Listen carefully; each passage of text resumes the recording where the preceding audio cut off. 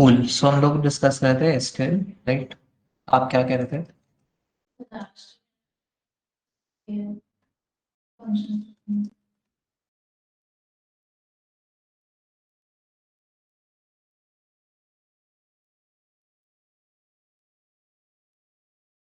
efficient tool to manage high volume data. ठीक है, और कुछ?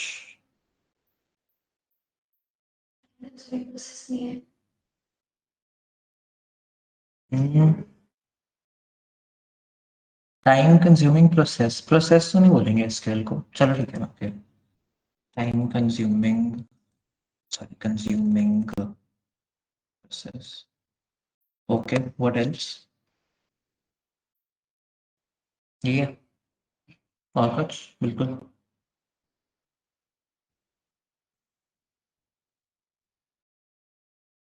ठीक है, ओके, आपने एक्सेल कर लिया, राइट? ओके, सो हम लोग बिल्कुल बेसिक से शुरू करते हैं कि एसक्यूएल आता कैसे है इन दी होल पिक्चर। ठीक है, सो जो भी कंपनीज होती हैं, जैसे आप let's say if we talk about amazon, amazon के पास बहुत सारा डेटा होता है उनके। और डेटा हो गया जैसे कि उनके क्या क्या प्रोडक्ट्स हैं। तो जब हम amazon की वेबसाइट पे जाते हैं we can see all the products they offer, right? They have phones, they have cottons, they have I think beds भी बेचते हैं शायद amazon पे। तो काफ़ी सारी चीज़ें हैं amazon पे जो दे सेल। तो दे हैव मल्टीपल प्रोडक्ट्स, ठीक है। उसके अलावा दे ऑल्सो हैव, तो हर एक प्रोडक्ट की कुछ ना कुछ डिटेल्स भी होती होंगी कि प्रोडक्ट का नाम क्या है, प्रोडक्ट का वेंडर कौन है, प्रोडक्ट कितने में बिक रहा है, उस पे कितना ऑफर चल रहा है, उसकी रेटिंग क्या है, रिव्यू क्या है, राइट? सो एक तो हो गया प्रोडक्ट का डिटेल्स। दूसरा हो गया कि जो अमेज़न के यूज़र्स हैं, यानी कि हम लोग, हमारी डिटेल्स होगी कि हमारे क्या-क्या पेमेंट मेथड सेव्ड हैं, हमारा नाम क्या है, एड्रेस क्या-क्या है, राइट? नंबर्स क्या-क्या हैं। तो this is another data set that Amazon deals with. ऐसे ही अमेज़न के पास बहुत सारे अलग-अलग और डेटा सेट्स होते हैं। तो इसको मैनेज करने के लिए इसको उनको स्टोर करना होता है कहीं पे, कहीं तो स्टोर करेंगे, राइट? तो why don't they store it in Excel? What do you think can be the reason कि एक्सेल में स्टोर नहीं होता?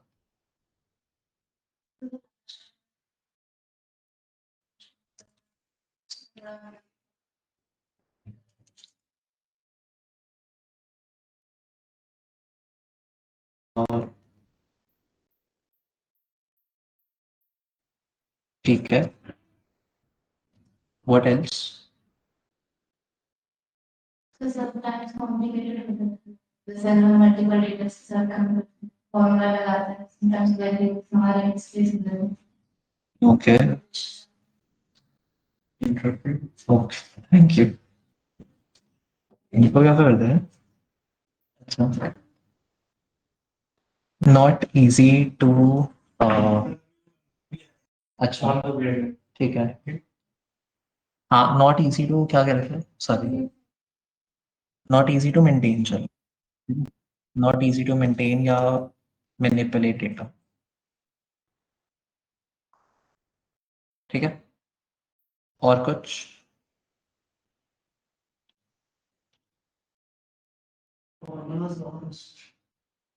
फॉर्मूलाज़ तो एसक्यूएल में बहुत हैं।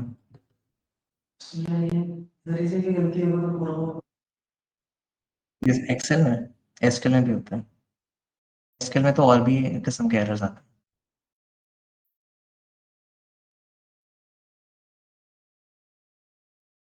ठीक है, सो हाँ, अच्छा। अच्छा, जैसे जब आप अमेज़न की वेबसाइट पे जाते हो, लेट्स से आपने सर्च करा आईफ़ोन का पेज, ठीक है? तो आपने आईफ़ोन का प्रोडक्ट पेज खोला, तो उसमें जो सारी आपको इन्फॉर्मेशन दिखती है, आपको पता है वो कैसे आती है? वेबसाइट के थ्रू तो आती है, बट वेबसाइट में कैसे आती है?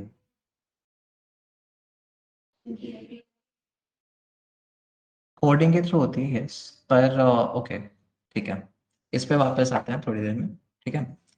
सो जैसे एक तो ड्रॉबैक ये हो गया कि yes it lags with large data sets, पर इसको ना एक तरीका और बोल सकते हैं।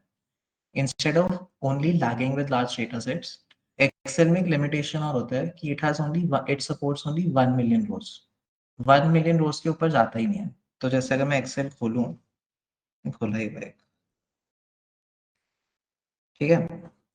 इसमें मैं एंड तक जाता हूँ, इससे नीचे मैं नहीं जा सकता एक शीट में। अब सोचो आपके पास सेल्स का डेटा है, अमेज़न में हर रोज़ कितनी सेल्स होती होंगी, राइट? 1 मिलियन से ग्लोबली अगर बात करें, इफ नॉट डोमेस्टिक, ग्लोबली अगर बात करें तो 1 मिलियन से तो ज़्यादा ही सेल्स होती होंगी हर हर दिन। तो सोचो हर दिन क्या अमेज़न वाले यही बनाते रहेंगे, एक-एक नई-नई शीट, और अगर वो इतनी शीट्स बनाएँगे भी एक वर्कबुक में, वो वर्कबुक कितनी हेवी हो जाएगी, है ना? तो एक तो ये प्रॉब्लम है कि एक्सेल में there is a limit of 1 million rows. Limits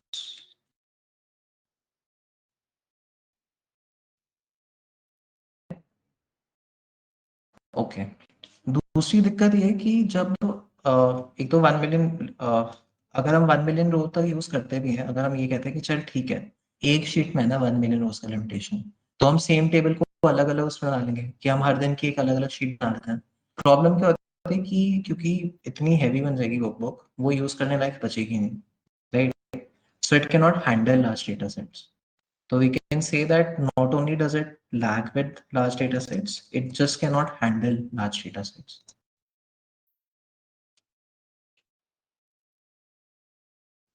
Cool. Okay. दूसरी दिक्कत ये आती है, जैसे मान लो कि आप एक कंपनी में काम कर रहे हो और आपको ये डेटा किसी के साथ शेयर, तो जनरली क्या होता है जब आप किसी कंपनी में काम करोगे, you will be working in a team, तो आप सेम ही 4-5 लोग या 10 लोग या 20 लोग या बहुत सारे लोग और 50 लोग भी हो सकते हो, you will be working same data set. तो सिंस आप सेम ही डेटा सेट पे काम कर रहे होगे, आपको चाहिए होगा कि इजीली शेयरेबल हो, है ना? पर एक्सेल के साथ प्रॉब्लम है कि मैंने अगर मान लो एक्सेल फाइल शेयर कर दी, तो हो सकता है कोई एक एनालिस्ट है उसने चेंज कर दिया कुछ, राइट? एंड वो चेंज एक्चुअली में it's not a true change, क्योंकि उसने खुद ही कुछ घपलेबाजी कर दी, राइट? तो अब डेटा जो एनालिसिस होगा भी वो गलत होगा, क्योंकि तो ऑल्टर्ड डेटा है, राइट? सही डेटा नहीं है। तो एंड शेयरिंग दिस फाइल आप कैसे शेयर करोगे? आप या तो मेल कर दोगे या चैट पे भेजोगे, टीम चैट होती है, राइट? तो अब ऐसे तरीकों से you will share a file, पर तो ये कन्वीनिएंट नहीं होता, क्योंकि इतना सारा डेटा होता है हमारे पास कि हर एक फाइल शेयर करना हर बारी it's not easy to do, क्योंकि आपके पास इतने सारे काम और चल रहे होते हैं, उसमें आप ये फाइल शेयरिंग में लग जाओगे तो काम कब करोगे, right? So it's not easy to access this data, ठीक है? Excel data is not easily accessible to, ठीक है? मोस्टली आई थिंक यही ड्रॉबैक्स होते हैं, इसके अलावा वील डिस्कस मोर जैसे जैसे टाइम बढ़ेगा, क्योंकि ये थोड़ा सा ब्रॉड है and also it is something जो आपसे एज अ फ्रेशर आपसे पूछा जा सकता है, कि हम एक्सेल क्यों नहीं यूज करते, इसके लिए यूज करें फलाना, तो वील बिल्ड ऑन दिस, पर अभी स्टार्टिंग के लिए this is a good point. अब हम आते हैं, वी कम टू एसक्यूएल, ठीक है? तो या एक्चुअली एस अच्छा ठीक है, so SQL is one thing, पर it is a part of DBMS, ठीक है? सो वील अंडरस्टैंड पहले डीबीएमएस क्या होता है, देन वील अंडरस्टैंड कि एसक्यूएल कैसे आता है इन सब में। So DBMS is basically it is short for database management system, ठीक है? इसमें क्या होता है, दिस इज अ पूरा सॉफ्टवेयर जिसमें आपके जो भी डेटा होता है उसको स्टोर करने का तरीका डिफाइन होता है, कि हम डेटा को कैसे स्टोर करेंगे ढंग से, ताकि जो भी चेंजेस हो वो स्मूथली आ जाए, राइट? नया डेटा होगा वो भी ढंग से ऐड हो जाए, ठीक है? एंड उसके अलावा कौन कौन इस डेटा को एक्सेस कर सकते हैं, हम वो भी डिफाइन कर सकते हैं, कौन कौन डेटा डाल सकता है, कौन कौन डेटा डिलीट कर सकता है, everything is defined with in the system, ठीक है? So basically it is just a management system, right? And what is it managing? It is managing databases. Clear? कोई डाउट? ज्यादा फास्ट नहीं जा रहा, बहुत स्लो जा रहा है, ठीक है? ओके। सो मैनेजमेंट सिस्टम है ये software which is managing databases, पर डेटाबेस क्या होता है?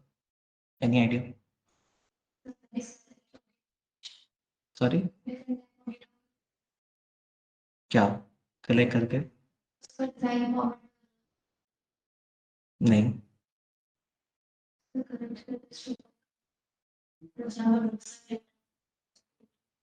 यस, ठीक है, cool. So basically it is a storage format, database stores data, ठीक है? सो database it is a storage architecture for data. ठीक है।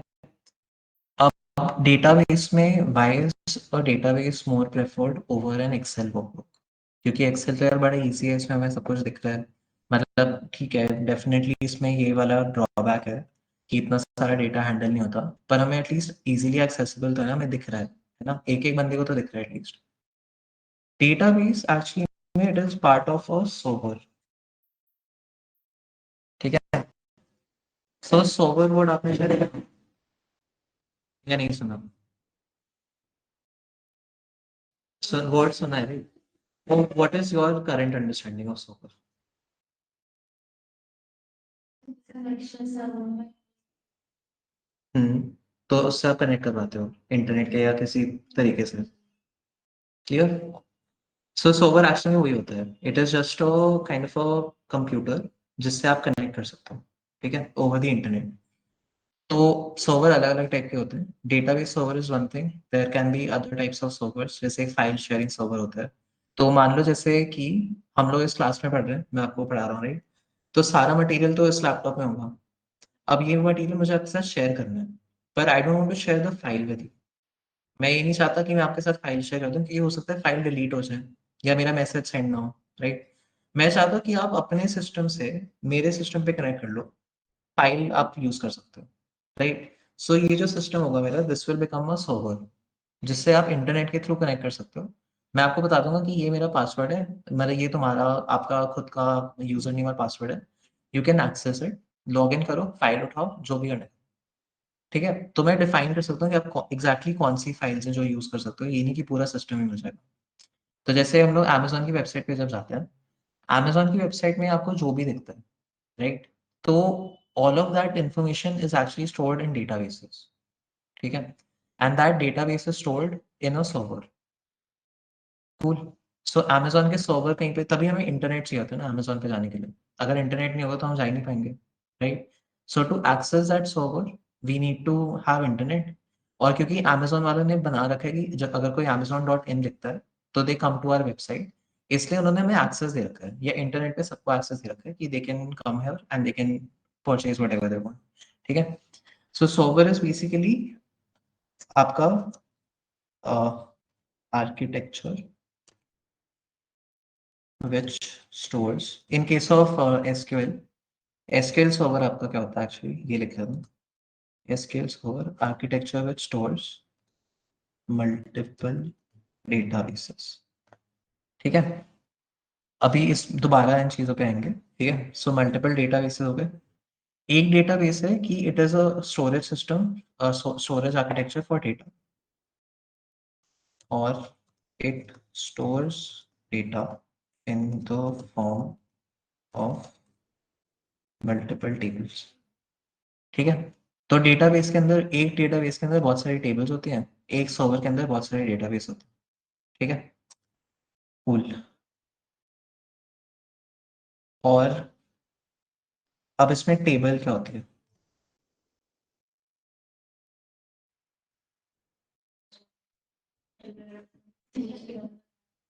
ओके, इट इज अ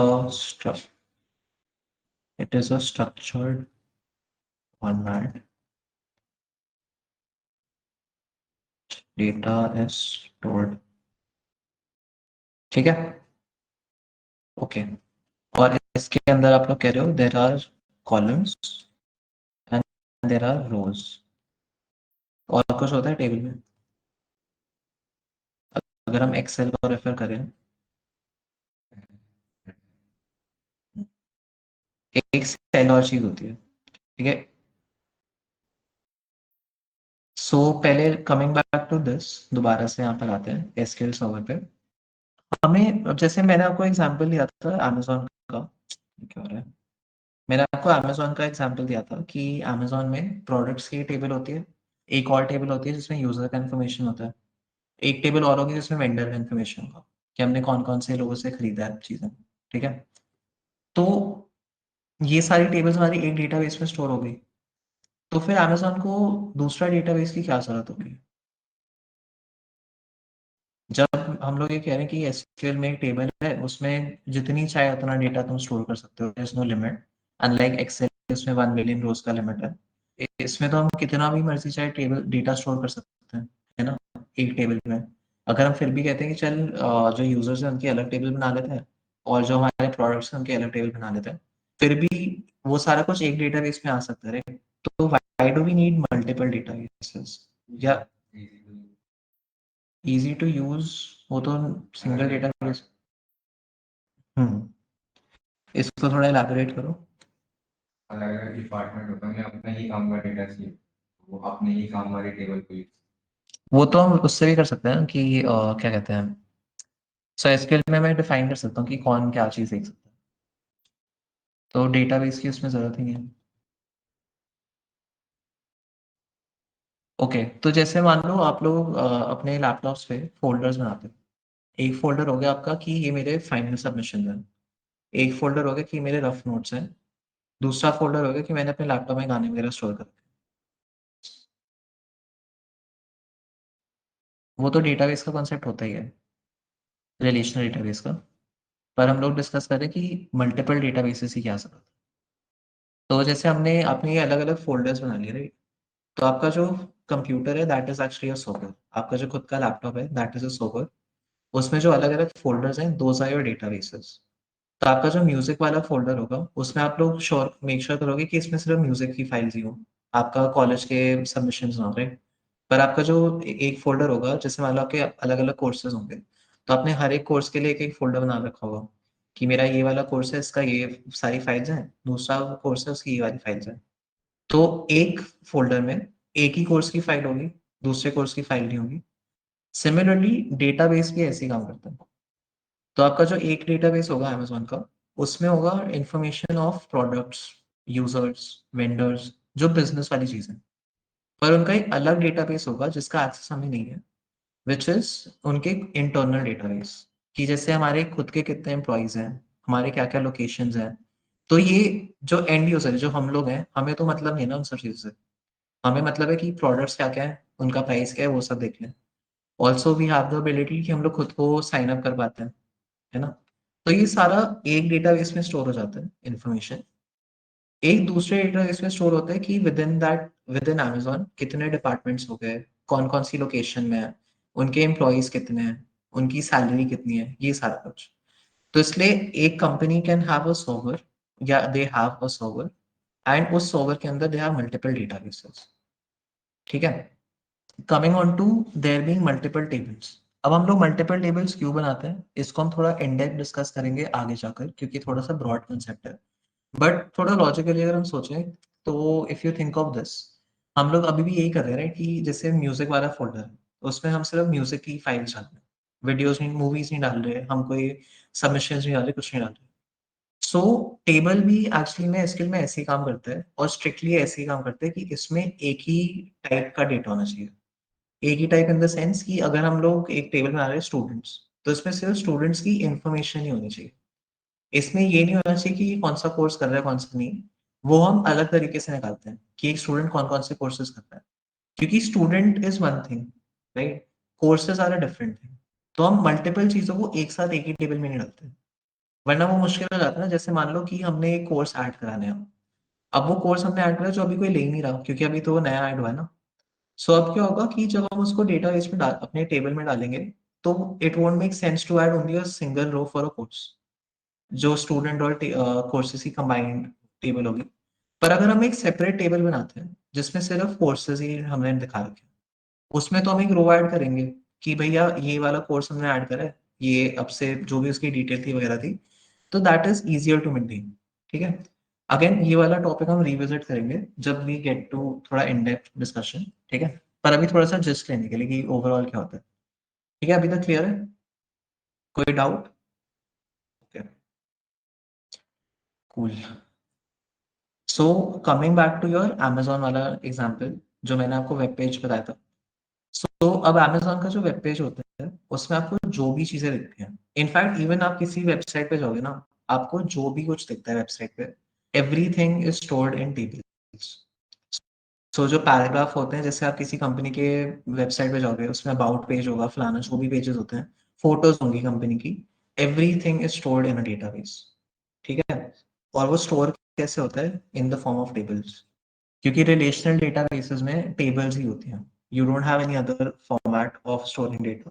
तो जैसे मान लो अबाउट का पेज है, फॉर एग्जांपल, थोड़ा बेटर एग्जांपल लेते हैं, अगर हम अमेजोन का प्रोडक्ट है कोई, जैसे आईफोन हो गया, आईफोन की जितनी भी इंफॉर्मेशन होगी, उसका नाम, उसका प्राइस, उसका जो मैन्युफैक्चरर है, जो भी हमें अमेजोन के पेज पे दिखता है, रिव्यूज, रेटिंग, सब कुछ, वो सारा ऐसे एक रो में डिफाइन होता है, ठीक है। सो अमेजोन की वेबसाइट में वो जो डेटा आता है, वो एक्चुअली में आता है फ्रॉम अ डेटाबेस, या फ्रॉम अ डेटाबेस टेबल, ठीक है। सो आप सोचो ऐसी चीज में जो बिल्कुल नॉन टेक्निकल है, कि हम बस एक अमेजोन का वेब पेज देख रहे हैं जहाँ पे प्रोडक्ट लिस्टेड है, वहां पे भी एसक्यूएल यूज हो रहा है। तो इन अ कंपनी जो डेटा के साथ डील करती है, which is all the companies, उन वहां तो हर जगह यूज होता है एसक्यूएल, राइट। ओके, सो अब एसक्यूएल इसमें कहाँ से आता है? क्योंकि अभी तक तो हम डेटाबेसेस की बात कर रहे हैं। SQL is a part of DBMS which allows you to communicate with the DBMS, ठीक है। सो यहाँ पे लिख लेते हैं SQL, which is short for Structured Query Language.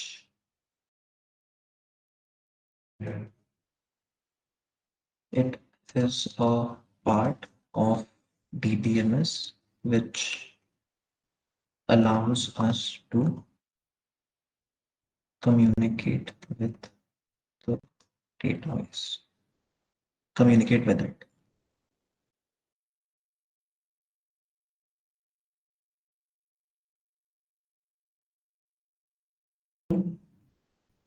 So why do we need to communicate with the DBMS?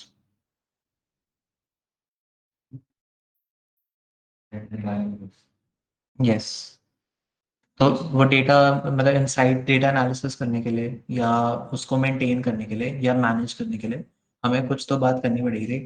तो जैसे इन are case, मैं आपसे इंग्लिश में या हिंदी में बात कर सकता हूँ क्योंकि आपको वो समझ आ रहा है। वैसे ही इन केस ऑफ डीबीएमएस, उसको सिर्फ एसक्यूएल समझ आता है, उसको इंग्लिश, हिंदी, फ्रेंच कुछ नहीं आता अपार्ट फ्रॉम एसक्यूएल, ठीक है। एंड सिंस डीबीएमएस जो होते हैं, या आरडीबीएमएस जो रिलेशनल डेटाबेसेस होते हैं, वो सिमिलर ही होते हैं। इसीलिए आप देखोगे एसक्यूएल के बहुत सारे वेरिएंट्स होते हैं मार्केट में। तो जैसे कुछ जगह पे हम लोग माई एसक्यूएल पे काम कर रहे हैं, ऑल्दो मुझे पसंद नहीं है, ये बहुत ही स्लो होता है। एक और है which is Microsoft SQL server, Microsoft server. एक और है पोस्ट ग्रे एसक्यूएल, एंड मतलब ऐसे बहुत सारे वेंडर्स हैं, ठीक है। जैसे अलग अलग वेंडर्स में दे ऑल यूज एसक्यूएल, पर डिफरेंस क्या होता है? In the way that they make this product available to you. तो उनका इंटरफेस अलग दिखता है, साथ में उनमें लैंग्वेज के हिसाब से जो एसक्यूएल यूज होती है, थोड़े बहुत ही माइनर डिफरेंसेस होते हैं, ठीक है। तो जैसे एक डिफरेंस मैं आपको प्रैक्टिकली दिखाऊंगा, वील स्टार्ट विद, मतलब जब सेशन शुरू करेंगे तो हम लोग जो क्वेरी लिखना शुरू करेंगे, उसमें अभी आप माइस्क्वेल के हिसाब से पढ़ोगे, towards the end of the batch मैं थोड़ा बहुत ट्राई करूंगा कि we start working on this Microsoft SQL server. ये क्यों जरूरी है? क्योंकि मोस्टली कंपनीज ये यूज करती हैं, ठीक है। सो हम लोग इस पे भी काम करेंगे। एंड ऑल्सो मोस्टली जो सारे वेरिएंट्स होते हैं एसक्यूएल के, वो दे आर इधर सिमिलर टू माई एसक्यूएल, और they are similar to this Microsoft SQL server, ठीक है। तो अगर, तो I think PostgreSQL जो होता है, it is similar to, shit, it is similar to MySQL. तो अगर आपको माई एसक्यूएल आ गया, आप ये इजीली कर सकते हो। एंड ओवरऑल अगर आपको एसक्यूएल समझ आ गए, तो you can work with it. ऐसा नहीं कि बहुत ही डिफिकल्ट हो जाएगा, बस बहुत ही माइन्यूट डिफरेंसेस होते हैं कि यार जरा सा कुछ एक सिंटैक्स में चेंज आ गया, ठीक है। Overall they are all same, ठीक है। सो it is a part of DBMS which allows us to communicate with it. Why we need to communicate? Because we want to analyze data or we want to maintain it. And databases can only understand SQL. ठीक है। सो अब आते हैं हम लोग कि SQL का पूरा, मतलब सो बिजनेसेस में एसक्यूएल कहाँ पे अब यूज हो रहा है, कि why we are using SQL, because everything is stored in databases in a DBMS system, So in order to analyze the data that is stored in DBMS systems, we need to learn SQL. We need to use SQL because the DBMS cannot understand any other language. ठीक है, clear यहाँ तक? Okay, थोड़ा एक practical सा शुरू कर लेते हैं, ठीक है? सो आप लोग पहले तो क्या करो, ओपन अप माई एसक्यूएल का वर्कबेंच।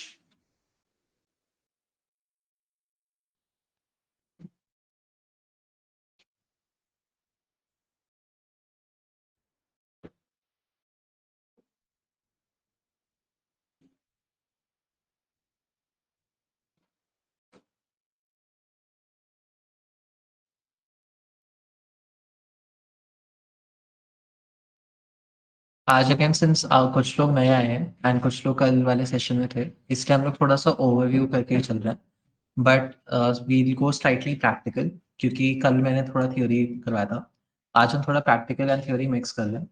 आपका प्रॉपर सेशन जो शुरू होंगे they start from Tuesday onwards, जब प्रॉपर बैच शुरू होगा, ठीक है? सो अगर आपको कोई डाउट आता है यू कैन आस्क कि क्या चीज़ है ये, अगर कुछ अनक्लियर होता है, बट हम लोग ये टॉपिक्स दोबारा इन डिटेल कवर करेंगे इन द प्रॉपर सेशंस, ठीक है? अभी just to get a taste and get comfortable with SQL हम लोग थोड़ा कोडिंग करें।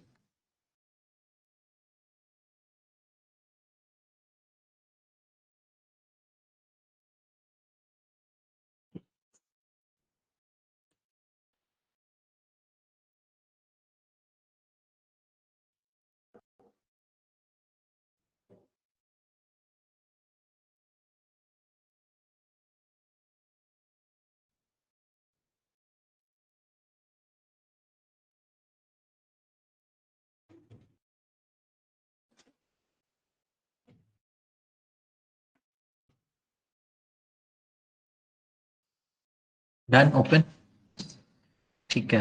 आपका ये ऐसे दिखा रहा है क्या, लोकल इंस्टेंस माई एसक्यूएल 80 कुछ ऊपर यहाँ पे, ठीक है? ऐसे दिखा रहा है सबका, ठीक है? सो बेसिकली इसका क्या मतलब है, ये आप इस वाले सर्वर से अभी कनेक्टेड हो, ठीक है? तो जब आप एक्चुअली में माई एसक्यूएल वर्कबेंच यूज करोगे तो बैकएंड में आपका, एक सेकंड कहाँ गया, बैकएंड में एक और सॉफ्टवेयर चल रहा था which is your actual SQL server, ठीक है? उस एसक्यूएल सर्वर के अंदर मेरे पास ये सारे डेटाबेसेस आते हैं, तो अभी आपको शायद 3 दिख रहे होंगे, ये तीनों, ठीक है? These are your databases. MySQL में इसको स्कीमास बोलते हैं, ठीक है? ठीक है, सो अगर जैसे अब मुझे क्या बताना है, फॉर एग्जाम्पल कि I want to use this Sakila database, right? मुझे इसके साथ काम करना है, तो मुझको इसको बताना पड़ेगा, जैसे एक सेकंड, लेट्स ट्राई दिस। मेरे पास ये सकीला डेटाबेस है, इसके अंदर ये टेबल है एक्टर, मुझे एक्टर वाली टेबल यूज करनी है, मुझे देखना है इसमें डेटा क्या है। तो हम एक सिंपल सी क्वेरी लिखते हैं, सेलेक्ट स्टार फ्रॉम एक्टर, ठीक है? ये लिख लो एक बारी।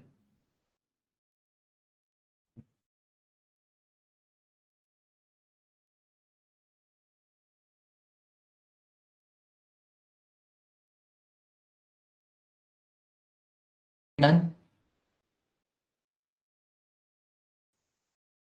जूम करोगे थोड़ा, हाँ,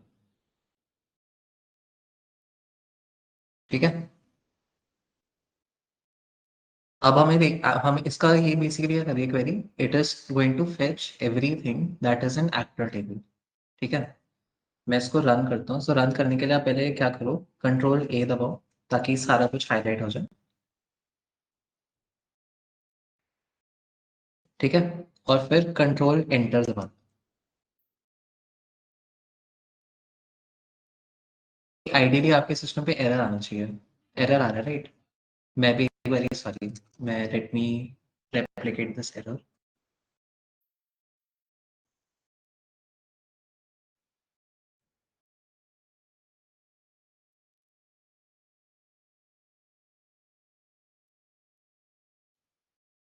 अच्छा एक्चुअली काम करो, यही देख लो, कंट्री लैंग्वेज, इसमें भी एरर आएगा।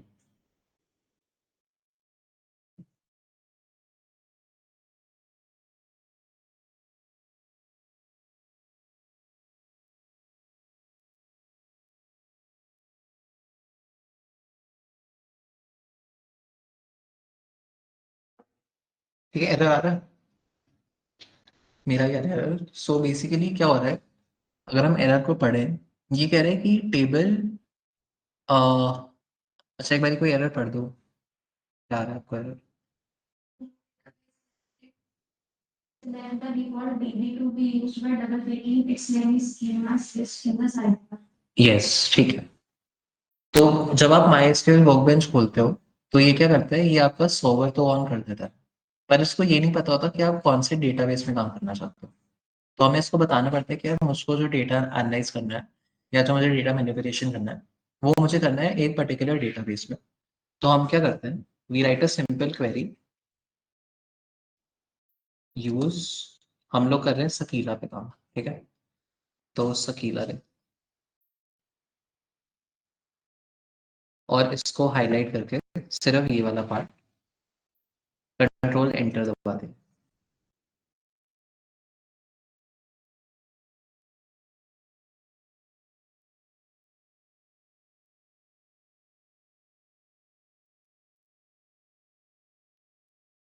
ठीक है, तो अभी आई थिंक ऐसे कुछ आ रहा होगा, ये नीचे लॉग में ग्रीन आ रहा है, राइट। तो अब हमने माइस्क्ल को बेसिकली ये बता दिया कि यार मुझको सकीला डेटाबेस में काम करना है, ठीक है।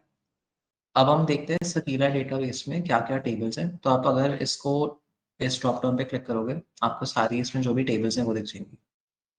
तो ऐसे कुछ आ रहा होगा सकीला, एंड देन उसके नीचे टेबल्स, तो उसमें क्या क्या टेबल्स हैं वो सब। टेबल पे क्लिक करोगे किसी, तो सारे जो भी कॉलम्स होंगे वो आ जाएंगे। अच्छा सॉरी, उसमें कुछ कुछ और ऑप्शन, ठीक है। तो इन पे भी हम बाद में जाएंगे, ये थोड़े से लाइक ब्रॉडर कॉन्सेप्ट्स है, ठीक है। और ये हमारा बेसिकली सिलेबस भी यही है, तो हम लोग आगे बढ़ेंगे तो यही सब करेंगे। सो सकीला डेटाबेस में हमारा अगेन प्रॉब्लम स्टेटमेंट ये था कि मुझे देखना है कि एक्टर टेबल में क्या क्या डेटा है। तो मैं लिखता हूँ सेलेक्ट ऑल फ्रॉम एक्टर। तो आप देखोगे यहाँ पे साइड में एक्टर नाम लिखा हुआ है टेबल का, वही लिख देंगे।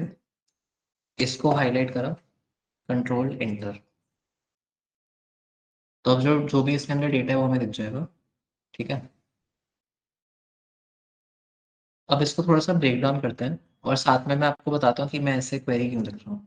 तो ये थोड़ा सा, so SQL is a free form language, at least SQL server में तो ऐसे होता है, जो माइक्रोसॉफ्ट एसक्यूएल सर्वर है। इसमें मुझे इतना आइडिया नहीं कि कितना क्या क्या चीज़ें अलाउड है क्या क्या नहीं, बट कुछ कन्वेंशंस होते हैं एसक्यूएल में काम करने के। तो ये क्या करते हैं, बेसिकली आप काम करोगे इन अ टीम, तो आपका जो सारा स्क्रिप्ट वगैरह होगी, तो ये जो हमने देखा है this is a script, SQL script. ये एसक्यूएल स्क्रिप्ट आपके टीममेट्स भी यूज करेंगे, और आप अपने टीममेट्स की एसक्यूएल स्क्रिप्ट यूज करोगे। सो टू मेक इट रीडेबल, ताकि सब लोग इजीली काम कर पाए, हम इसको एक थोड़े फॉर्मेटेड तरीके में लिखते हैं। तो मुझको आदत हो गई है ऐसे लिखते लिखते, and this is actually best practice. तो अगर आप भी ये हैबिट बना लो, it will work out for you as well, but बाकी ऑप्शनल है, ठीक है। So SQL is not case sensitive, आप इसमें अपर लोअर मिक्स केस कैसे भी लिख सकते हो। एटलीस्ट अगेन माय जो माइक्रोसॉफ्ट वाला वर्जन होता है उसमें तो कैसे भी लिखता है, इसमें देख लेते हैं एक बार। मैं सेलेक्ट ऐसे लिख दूँ,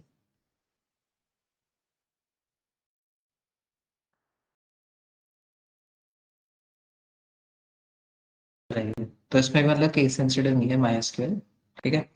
बट आइडियली हम लोग क्या करते हैं, वी ट्राई कि जो हमारे कीवर्ड्स हैं, तो आप देखोगे इसमें ये ब्लू में आ रहा है सेलेक्ट और फ्रॉम, एक्टर ब्लैक में आ रहा है, और ये एस्टरिस्क आई थिंक ग्रे में आना चाहिए, ग्रे में ही आ रहा होगा, या ब्लैक में ही आ रहा है, ब्लैक में आ रहा है।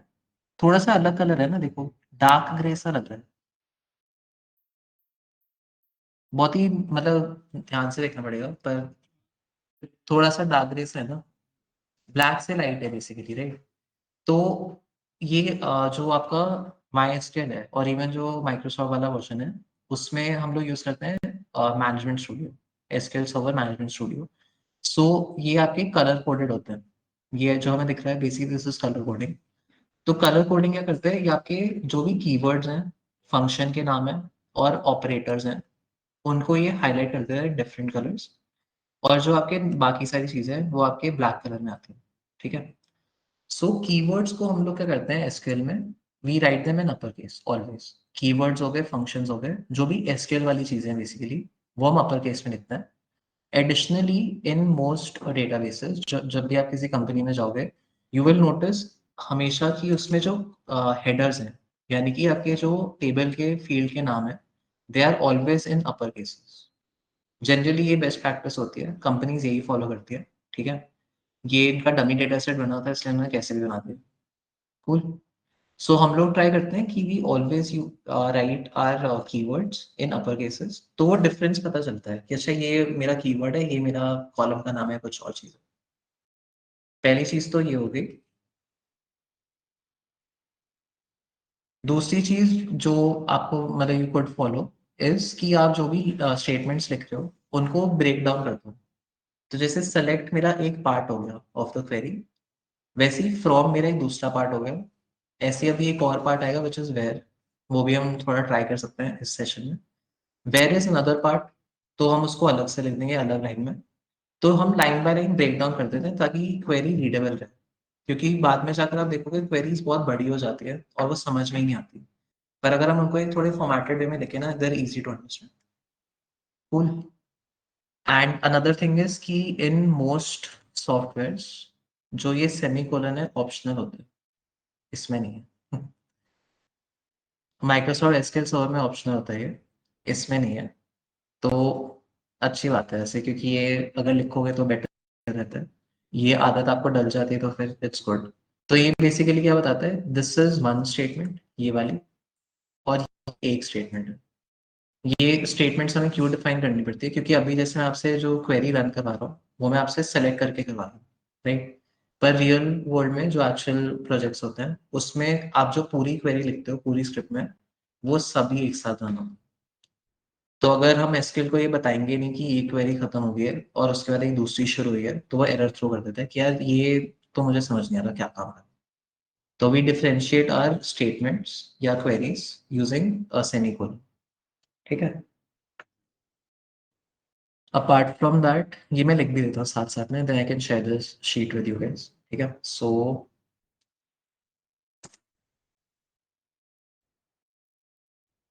SQL query conventions.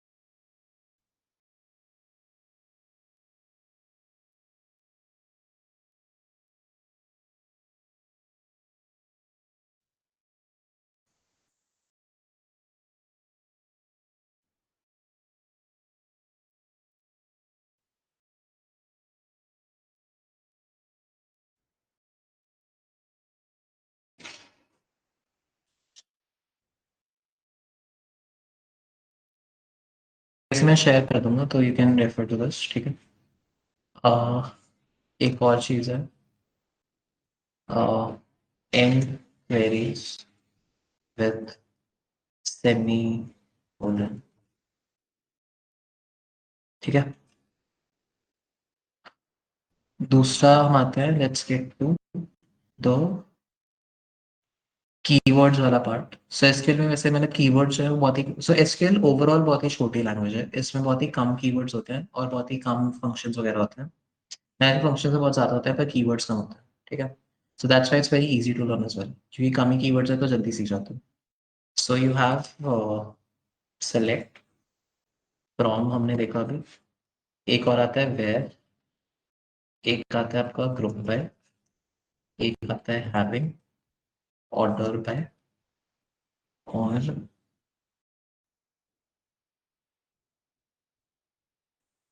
एक होता है ज्वाइन, और फिर आपका एक यूनियन भी आता है। ठीक है। So these are all the keywords in SQL. Broadly यही है, पर अगर और भी होंगे तो we'll discuss them as they come up. Intention यही है कि हम लोग सारे कीवर्ड्स ही कवर कर लें। ठीक है। So keyboard. तो आप देखो, हाँ, अच्छा अभी एक कमेंटेड है। अच्छा, एक चौथा कन्वेंशन और है, always comment your script. Always.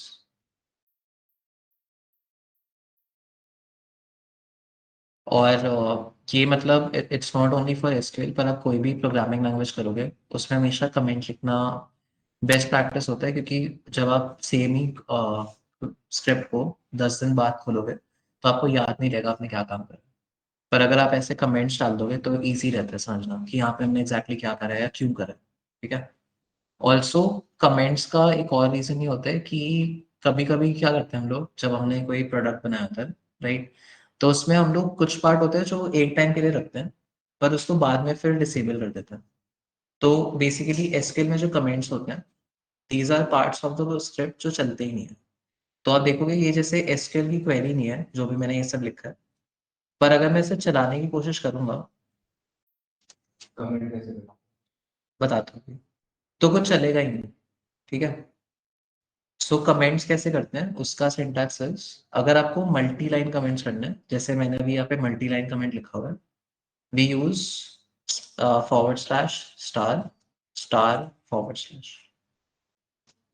तो देखो जैसे यहाँ पे मैंने ये बता देना कि ये मेरा बेसिकली बताता है कि अब मेरा कमेंट शुरू हो रहा है, ये बता रहा है मेरा कमेंट खत्म हो रहा है।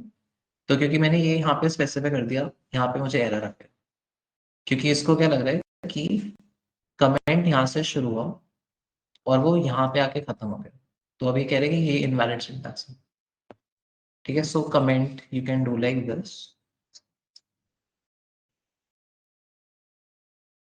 ऊपर लिखता हूँ ये,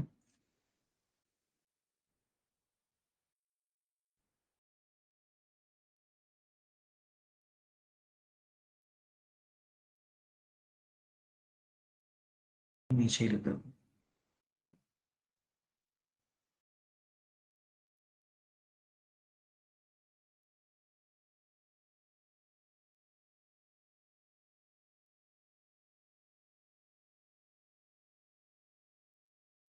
क्या, ये आपका मल्टी लाइन कमेंट हो गया। एक और इसमें होता है सिंगल लाइन कमेंट, कि मुझे बस एक ही लाइन कमेंट आउट करनी है। सो वो आप कर सकते हैं यूजिंग डबल हाइफन।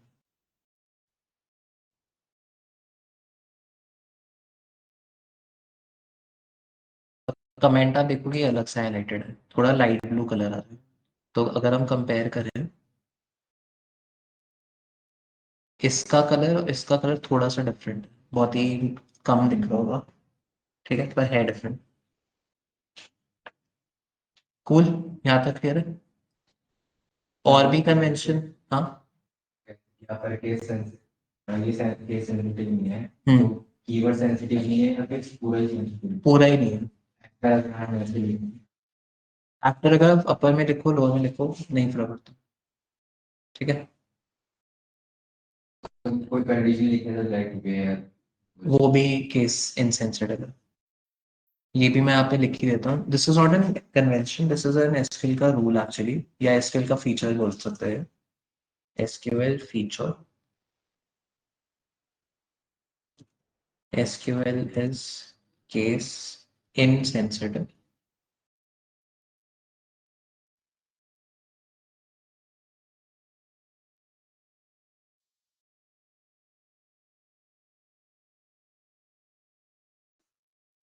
दूसरी एक और चीज होती है एसक्यूएल फ्री, क्योंकि अगर फ्री फॉर्म है तो मैं क्वेरी ऐसे लिखूं या मैं क्वेरी को ऐसे लिख दूं।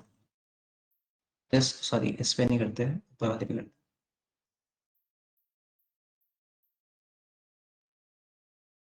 इससे भी कोई फर्क नहीं पड़ता, क्योंकि आप स्पेसेस कितने भी डाल सकते हो, पर स्पेसेस विद इन आइडेंटिफायर या विद इन कीवर्ड्स अलाउड नहीं है। तो फॉर एग्जांपल मैं ये नहीं कर सकता, क्योंकि अब इससे समझ ही नहीं आ रहा ना ये एफ फ्रॉम का मतलब है। सिमिलरली मैं ये भी नहीं कर सकता।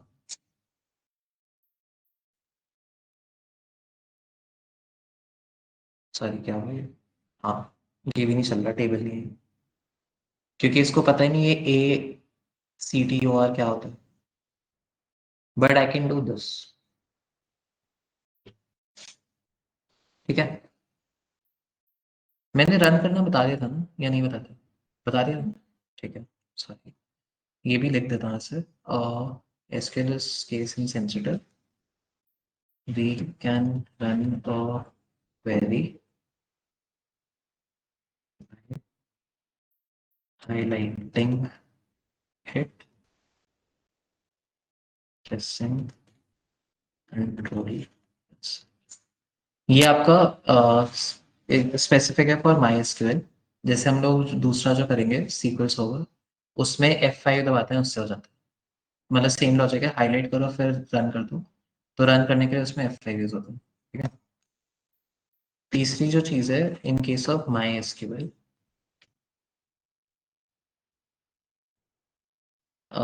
माई एसक्यूएल में always and queries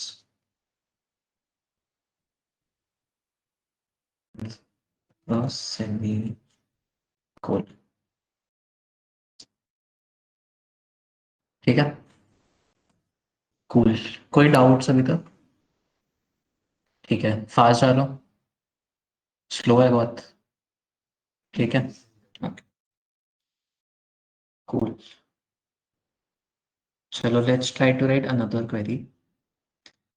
actor table अगर हम देखें तो एक्टर टेबल में मेरे पास आ रहे हैं बहुत सारे एक्टर के नाम बेसिकली, राइट। सो इसमें एक तो मेरे पास फील्ड आ रही है एक्टर आईडी, फर्स्ट नेम और लास्ट ऑफ डेट। अब मुझे क्या करना है कि I want to see only three, sorry first name और लास्ट नेम वाले कॉलम्स, मुझे बाकी कुछ नहीं देखना। तो हम कैसे कर सकते हैं, यहाँ पर आए, नीचे लिखकर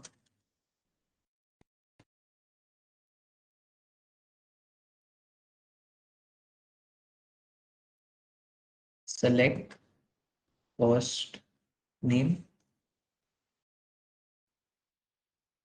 लास्ट नेम फ्रॉम,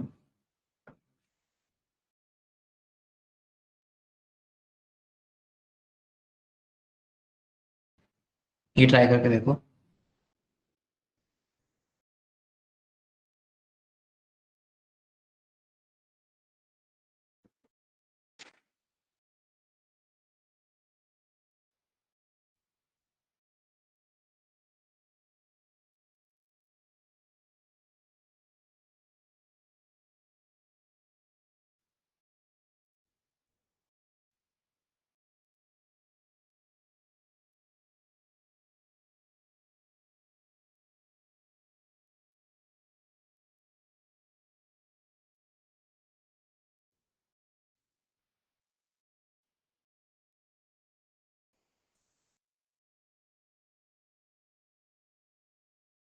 चलिए, तो इसने क्या करा कि सिर्फ दो ही कॉलम्स दिखा रहे हैं, पर उन दो कॉलम्स की सारी रोज आ रही है ना।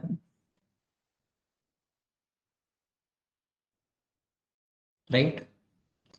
सो एक बार डिफरेंस देख लेते हैं इन दोनों में क्या है। हमने दो क्वेरीज रन करी, सेलेक्ट स्टार, और एक हमने क्वेरी रन करी select first name last name from actor. इन दोनों में डिफरेंस क्या है, हमने सेलेक्ट क्या कर रहे हैं। तो सेलेक्ट बेसिकली बताता है कि हमें क्या कॉलम्स चूज करने हैं या हमें क्या चीजें बेसिकली कोई कैलकुलेशन करना है, कुछ करना है। तो select is used to specify which columns और what calculations we want to be part of the query. ठीक है, ये भी लिख देते हैं। Select spec is used to specify which columns we want.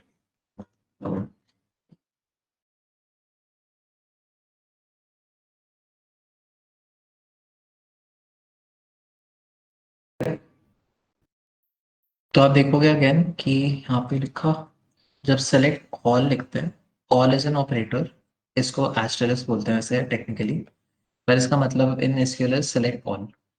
ठीक है, सेलेक्ट ऑल क्या कर रहे हैं, ये आपके जितने भी रोज और कॉलम्स है वो सारी चीजें फेच करके ला रहे हैं। ठीक है, सो asterisk is an operator in SQL which fetches all the rows. Cool. और उसके अलावा हम ये कर सकते हैं कि जो भी हमारे इंडिविजुअल कॉलम्स हैं उनका नाम लिख दें, कॉमा सेपरेटेड, तो ये वो भी कर देगा, सिर्फ वही 2 कॉलम्स रहेगा जो हमने बोले।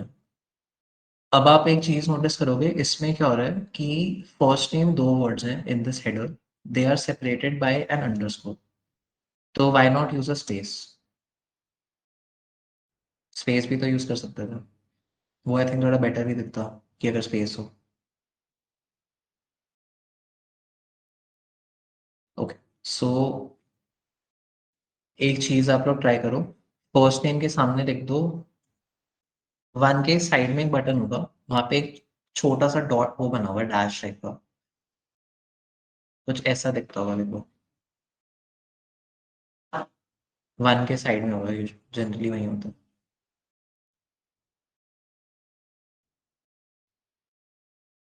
देखा? इसके अंदर लिख दो फर्स्ट नेम, बिल्कुल ऐसे ही टाइटल केस में विद स्पेस लिख दो। ओके। हाँ, नहीं टाइटल केस, पहला वाला कैरेक्टर अपर केस में, बाकी लोग। ठीक है, फर्स्ट नेम लिखा है ऐसे, और फिर ये क्लोज कर दो वही बैक टिक से, समथिंग लाइक दिस, और इसको रन कर लो।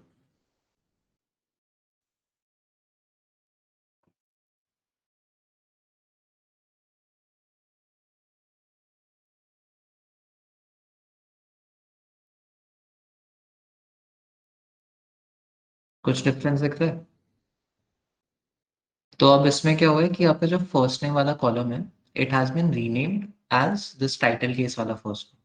ठीक है, 2 चीजें आती है इसमें कि जैसे हमने ऊपर जो लिखी थी स्टेटमेंट, यही वाली थी सॉरी, अब जैसे मान लो मुझे इसको जैसे मैंने पहले रन करी थी वैसे रन करना है, what I can do is simply comment this out, तो मुझे कुछ रीराइट करने की जरूरत है, मैं इसको कमेंट आउट कर देता हूँ। कमेंट आउट क्यों हो रहा है ये? अच्छा, इसमें चल नहीं रहा है शायद, स्पेस नहीं जाता सॉरी। अब मैंने कमेंट आउट कर दिया तो ये चलेगा नहीं, पहले हम लोग ये चला रहे थे स्टेट क्वेरी, राइट?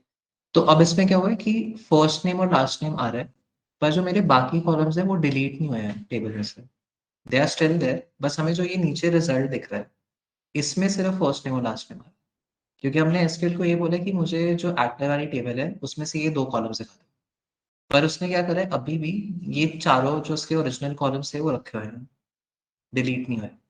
सिमिलरली जब मैं इसको ये एक नए नाम के साथ करता हूँ ना लोड, जैसे यहाँ पे हमने करा, तो अभी भी क्या हुआ है कि इसका सिर्फ डिस्प्ले नेम जो यहाँ पे रिजल्ट में दिख रहा है, that is first name, backend में अभी भी वो फर्स्ट अंडरस्कोर नहीं है। तो जो भी आप एक इसमें लिखते हो सेलेक्ट वाली क्वेरी में, वो चेंजेस सिर्फ आपको यहाँ रिजल्ट्स विंडो में दिखते हैं, जो आपकी ओरिजिनल टेबल है उसमें नहीं दिखता। ठीक है, सो सेलेक्ट क्या करता है कि it displays specifies what we want in the result as well as any, इसको यहाँ पे as well as any calculations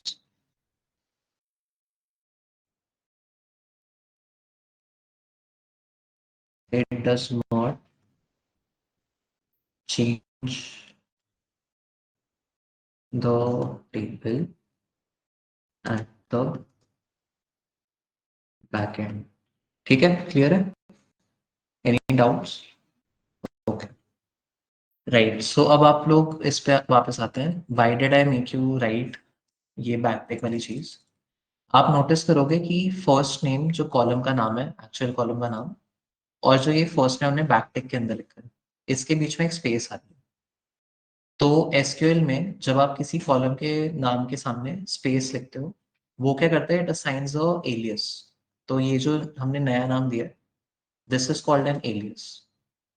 तो जब हमारा रिजल्ट लोड होके आता है ना, तो ये फर्स्ट नेम को एक एलियस के साथ प्रेजेंट करता है। ठीक है, एलियस, ALIAS। ठीक है, सो ये एलियस दे रहा है। हम लोग एक और चीज ट्राई करते हैं, अगर मैं ये बैकटिक हटा दूं, या ओके, लेट्स ट्राई दिस, मैंने लिख दिया और इसको मैंने करा रन। इसने एरर ही दे दिया मुझे। एरर ही देख लेते क्या आ रहा है।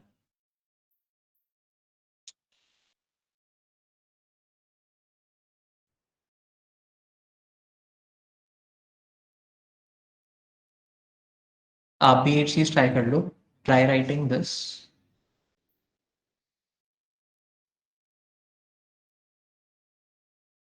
एक सेकेंड बस।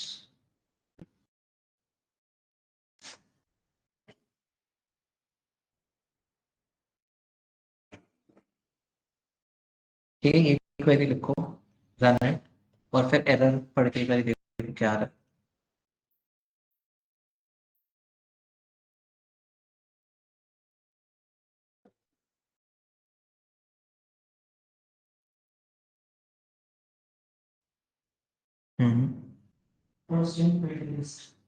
राइट। तो ये बेसिकली एरर क्या कह रहे हो आप? ये कह रहे हैं कि यार फर्स्ट जो कॉलम तुम कह रहे हो वो तो मुझे मिल ही नहीं रहा, तो मैं कैसे तुम्हें वो डिस्प्ले करूँ? तो हमने जो ऊपर करा ये चीज, राइट, आप नोटिस करोगे कि हमारा कॉलम नेम है, जो एक्चुअल कॉलम नेम है, स्पेस आया, और फिर हमने एलियास असाइन करा। तो एसक्यूएल को पता है, अब एसक्यूएल को लग रहा है कि हम चाहते हैं कि ये फर्स्ट वाला कॉलम फेच करे एक्टर टेबल से, उसको डिस्प्ले करे एज नेम। पर फर्स्ट करके कोई कॉलम है ही नहीं एक्टर वाली टेबल में, तो ये एरर थ्रो कर रहा है। इसीलिए हेडर्स में कभी स्पेसेस नहीं आते। ठीक है। सो एक तरीका हो गया ये कि आप एलियास असाइन कर सकते हो। दूसरा सिंटैक्स होता है एज लिख दो। ये भी सेम ही काम करेगा। तो आप एज लिख सकते हो या उसको स्किप कर सकते हो, आपकी मर्जी है। ऑल्दो कन्वेंशनली भी ट्राई कि हम एज लिखते हैं।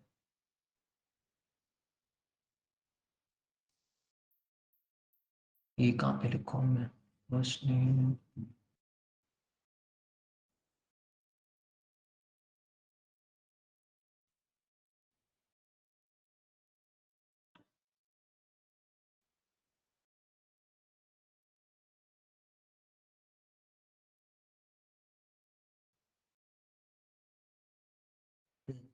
पर डेटा में ही फर्स्ट और नेम में के बीच में space.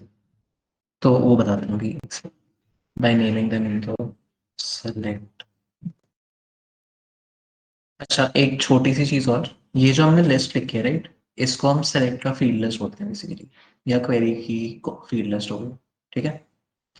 So we can specify which columns you want to view by naming them in the select का field list, and we can also assign a new name alias।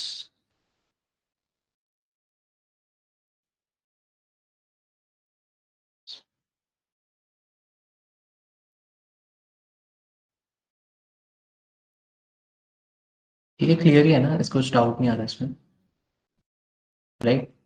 सो हम लोग एक नया नाम भी दे सकते हैं,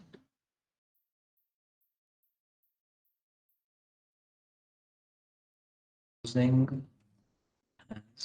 as optional।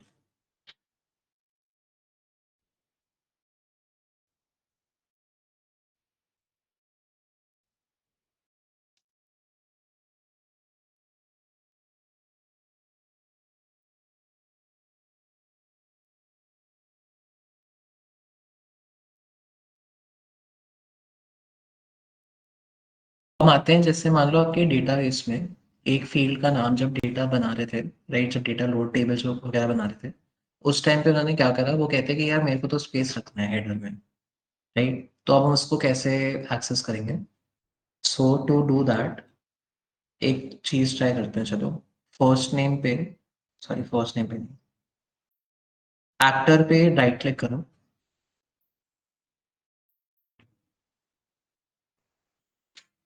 ठीक है। और इसमें एक ऑप्शन आ रहा होगा ऑल्टर टेबल का।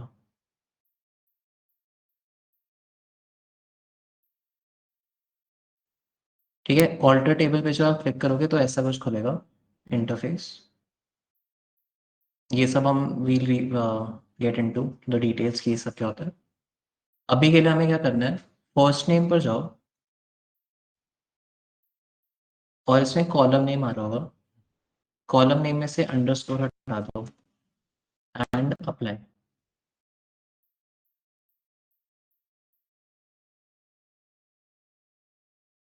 जो विंडो खुलेगी उसमें भी अप्लाई दबा के फिनिश दबा देना।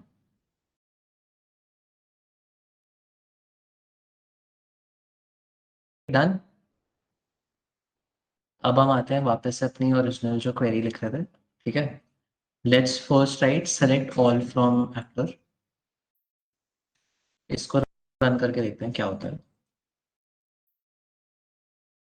अब इसमें क्या होगा, सेलेक्ट ऑल फ्रॉम एक्टर जो मैंने करा, तो जो नया हमने कॉलम नेम करा है वो आ गया, राइट। अब लेट्स ट्राई दिस क्वेरी जो हम लोग लिस्ट करके ला रहे थे, right? कि क्या क्या फील्ड चाहिए। मुझे सिर्फ देखना है फर्स्ट नेम और लास्ट नेम।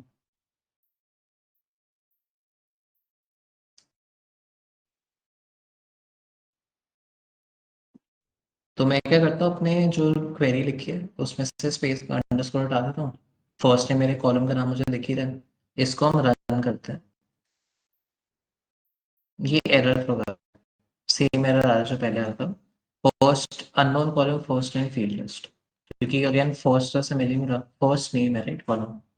इस केस में हम क्या करते हैं, जब हमारे हेडर के नाम में देयर इज अ स्पेस और अ स्पेशल कैरेक्टर, तो हम बैक टिक में उसे रैप कर देते हैं।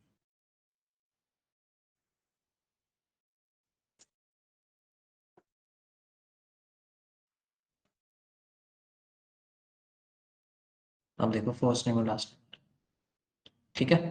वो वो भी लगा इसमें नहीं चलता, वो माइक्रोसॉफ्ट वाले में चलता वर्जन।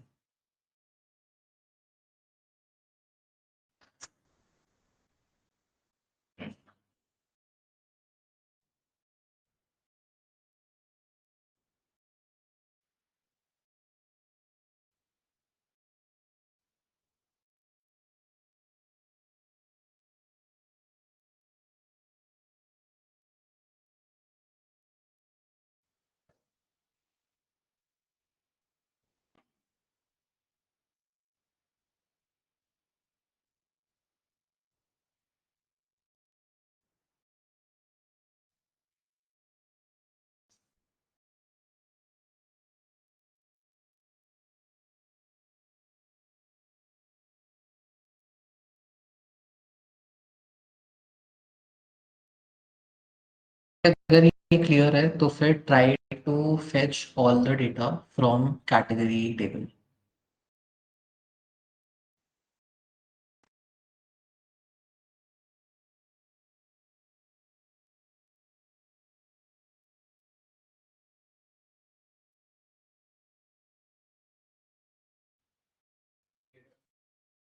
Category table.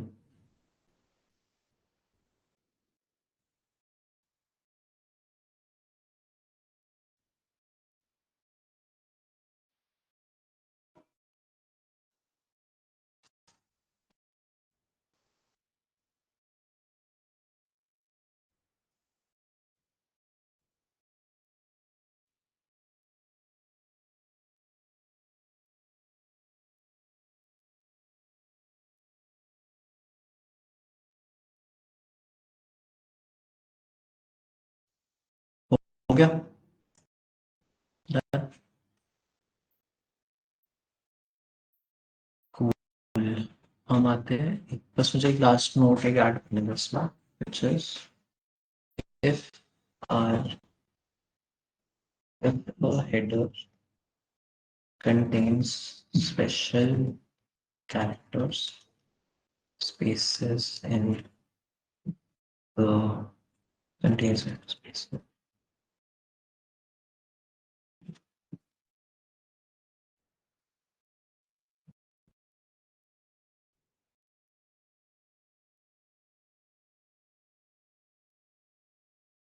क्या कहते हैं उनके थ्रेड वाले को? बैक टिक यहाँ पे लिख दिया मैंने।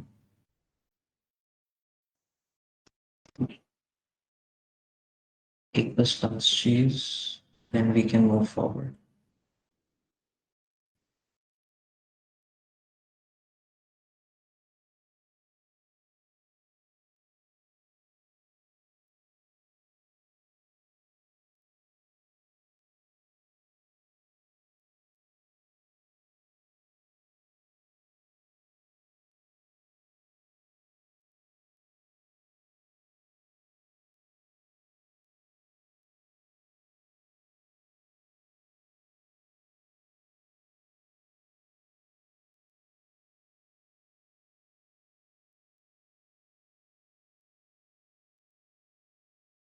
Again I will be sharing this with you guys, ठीक है?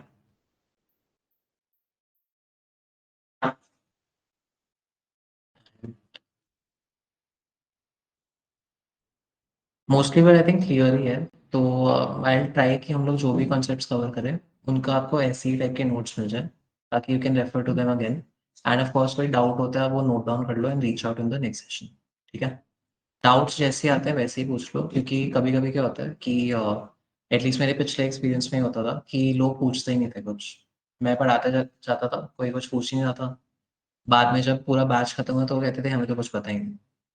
तो दैट्स नॉट द पॉइंट, क्योंकि you guys are paying for a service. तो आपको, आपने इसलिए पे करा है राइट कि मुझे एसक्यूएल पूरी तरह समझना है, बार बार थोड़ी मैं सीखूंगा, right? So ask whenever you have questions, ठीक है?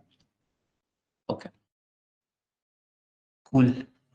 हमने करा था कि कैटेगरी टेबल से सारा डेटा निकालना है। सो कुछ ऐसी आपने क्वेरी लिखी होगी फ्रॉम कैटेगरी, ठीक है? Okay, let's try one more thing कि हमको निकालना है एक्टर टेबल से। कैटेगरी पे बाद में आते हैं।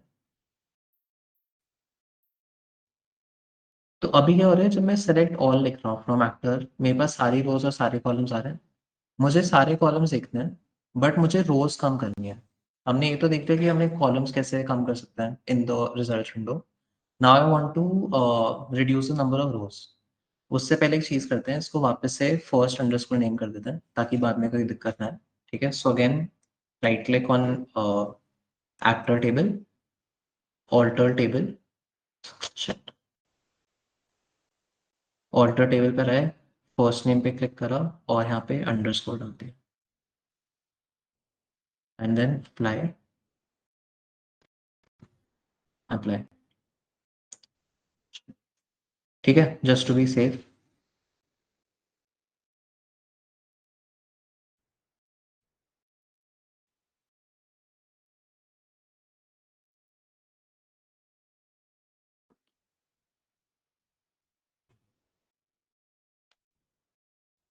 रीनेम हो गया राइट सबका? ओके, हम लोग डिस्कस कर रहे थे कि हम रोल्स कैसे कम करें। सो लेट्स से हमें वो वाले सारे एक्टर्स का डिटेल चाहिए where my actor ID is less than 6, ठीक है? तो हम लोग सिंपली क्या कर सकते हैं, हमें सारी डिटेल्स चाहिए, एक इसमें लाइन और ऐड कर देंगे जो हमारी कंडीशन है, where actor ID is less than 6।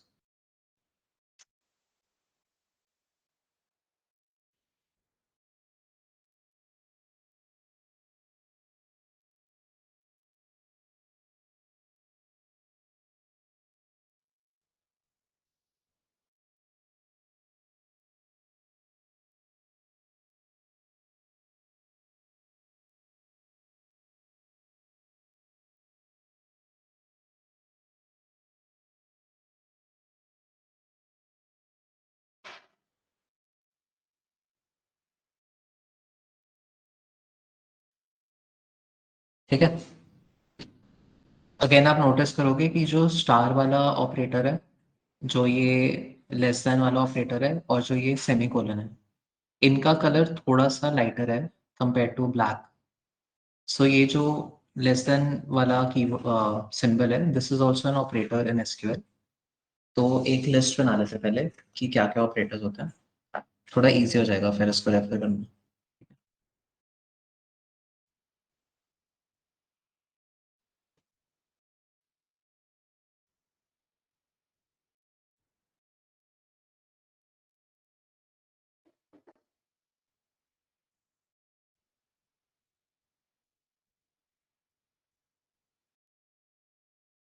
आपका ऑपरेटर आ गया एस्टेरिस।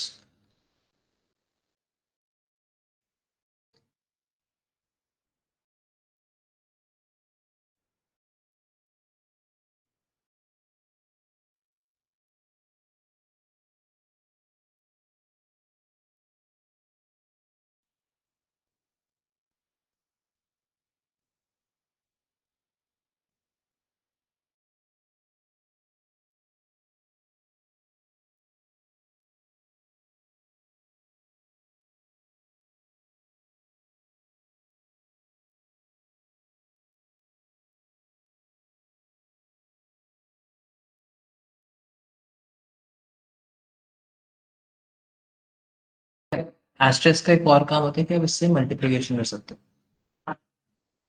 दूसरा हमने देखा अभी एक लेस देन वाला ऑपरेट सिंबल, इसको लेस देन सिंबल ही बोलता है। Used to compares value on chess।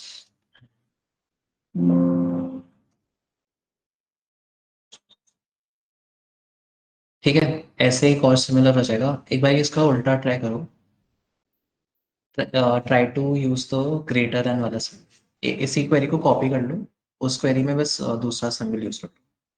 तब तक मैं लिख देता हूँ इसको।